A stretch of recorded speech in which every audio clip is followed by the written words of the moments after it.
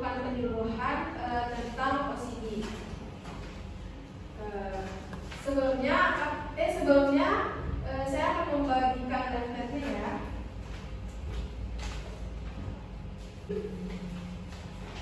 Wow.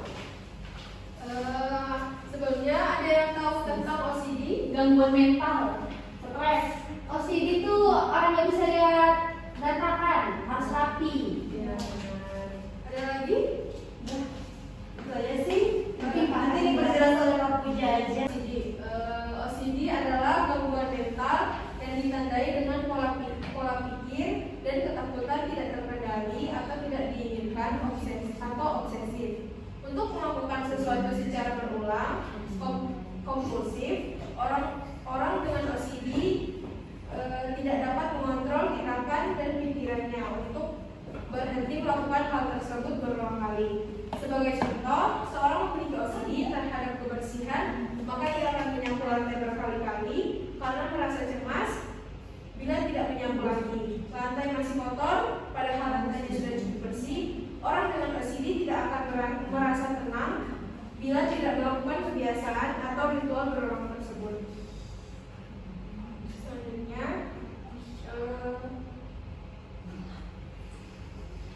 penyebab OCD itu ada genetik. Komponen genetik atau gen spesifik tertentu yang mempengaruhi perilaku, namun belum juga dapat diidentifikasi. Penyebab OCD itu ada genetik. Komponen genetik atau gen spesifik tertentu yang mempengaruhi perilaku, namun belum juga dapat identifikasi apa. Yang kedua itu ada biologi. Perubahan kimiawi yang mempengaruhi fungsi dan kerja otak, di mana otak mungkin tidak merespon serotonin dengan normal. Yang terakhir itu ada lingkungan. Perilaku yang dipelajari secara tidak sengaja oleh anak dari anggota keluarga atau kerabatnya. Selanjutnya itu ada faktor resiko. Faktor resiko itu ada faktor stres, depresi, gangguan kecemasan, efek trauma, pengalaman pelecehan fisik atau seksual. Lebih rentan pada wanita muda. Terus ada diagnosis OCD. Evaluasi psikologis termasuk bagaimana? Yang pertama itu ada gejala, pikiran, kebiasaan, dan perilaku pasien. Selanjutnya itu ada jenis OCD. Yang pertama itu mencuci atau membersihkan, obsesif, kompulsif pada kebersihan sehingga Anda dapat mencuci tangan, mengepel lantai atau sebagainya berulang kali dalam suatu hari. Yang kedua itu memeriksa, berulang kali memastikan sesuatu karena khawatir akan keamanan, seperti memeriksa kunci, alarm, kompor, dan lainnya. Yang ketiga itu ada simetri dan ketertiban, mengatur letak suatu benda dengan ukuran dan cara tertentu. Renungan, memiliki obsesi atau pemikiran yang mengganggu diri sendiri namun tetap dipikirkan. Terus itu ada di sini ada pencegahan OCD. Pencegahan OCD itu ada gangguan obsesif, kompulsif, mungkin tidak dapat dicegah, namun dapat dikontrol. Anda dapat konsultasi dengan psikolog atau terapi untuk mengelola gejala OCD.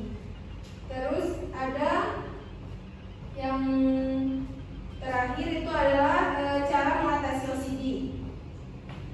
Yang pertama itu ada relaksasi. Yang kedua itu akar utama dari terciptanya perilaku obsesif atau kompulsif adalah kecemasan dan ketakutan. Jadi disarankan untuk melakukan relaksasi seperti yoga, meditasi, atau mendengarkan musik yang damai. Itu akan membantu agar pikiran tetap jernih. Yang kedua ada psikoterapi. Salah satu untuk mengatasi gangguan mental adalah terapi perilaku kognitif, yaitu terapi yang membantu mengelola pola pikir Anda terhadap kecemasan yang menyebabkan OCD. Yang ketiga itu obat-obatan. Dalam beberapa kasus tertentu, obat psikiatri dibutuhkan untuk gejala kecemasan. Baiklah,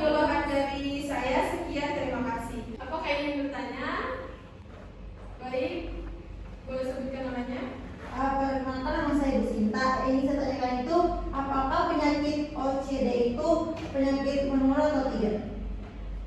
Baik, Ibu Sinta, saya akan menjawab. OCD sendiri bukanlah penyakit menular dan membahayakan orang lain. OCD juga dapat diobati dengan melakukan konsultasi dengan psikiater atau dokter ahli jiwa. Pengobatan jangka panjang seringkali dibutuhkan untuk kondisi ini. Jadi ibu dan bapak tidak perlu takut atau was-was jika bertemu seseorang yang punya gejala OCD. Yang perlu kita lakukan hanya mengingatkan dia apabila tiba-tiba penyakitnya kambuh. Bisa diterima jawabannya? Baik Bu, terima kasih.